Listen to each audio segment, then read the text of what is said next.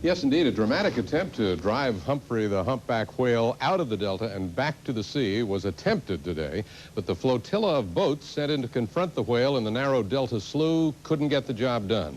News 10's Dan Adams has been in the delta whale watching for us. And Dan, what is the situation right now? Well, Dick, Humphrey remains once again in Shag Slough tonight. This is the exact same place where he's been for nearly a week now. This bridge that you see behind me over Shag Slough is the bridge that some say separates Humphrey from his freedom. It is also the location where just hours ago, Humphrey squared off with those trying to save his life. About 2 hours behind schedule, the flotilla arrived. 6 boats carrying Coast Guard and marine mammal officials sailed up Shag Slough past Humphrey. Once at the end of the slough, each boat dropped a pipe into the water and the clanging began. The drive to force Humphrey 1.5 miles upstream and through the bridge was underway. A helicopter overhead tracked the progress, and within 45 minutes, Humphrey had been driven to within several yards of the bridge. It is there where a tense drama was played out. Start banging, we want to get him through, Humphrey repeatedly approached the bridge, and at times it even appeared that he started through the narrow pilings. But at the last second, he diverted his course. As the boats closed in, Humphrey became more agitated. He's up on the bank. This is land one, he's up on the bank on the east side. Roger that. Whale boats neutral. Stop banging. The boats backed off, but moments later returned for another try. Coming this way. Start hitting him. He's heading towards us. 5, he's right in front of you. Keep hitting.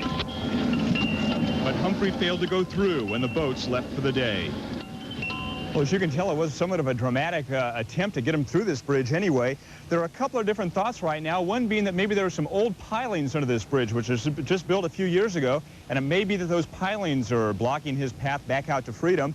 There's a meeting that's going on tonight, and what's going to be discussed during that meeting is what to do next. Plans are probably going to be that the flotilla comes back out here once again tomorrow and tries basically what they did again today during high tide.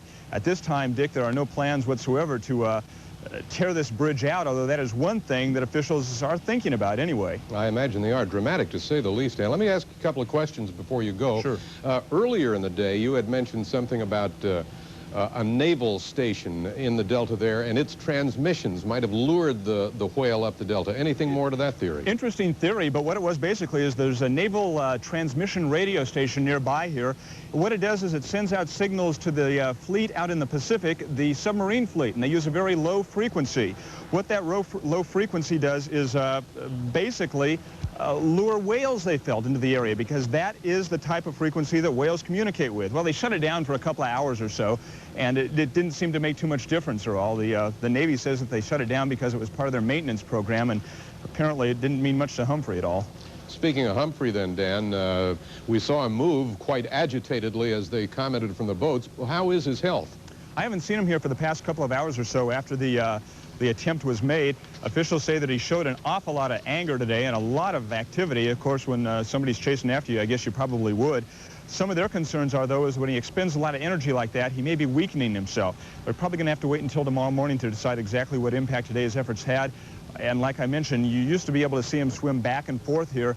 I haven't seen him, though, for over the past couple hours or so. Yeah, they say he's not feeding in the river, but is really just using up stored fat. Yeah, they thought yesterday he might be trying to feed a little bit, but today he didn't have much time to feed because they were trying to get him out. Yeah, okay. Thanks very much, Dan. Sure. By the way, we'll have more on Humphrey and all the media attention that he's getting as News 10 continues.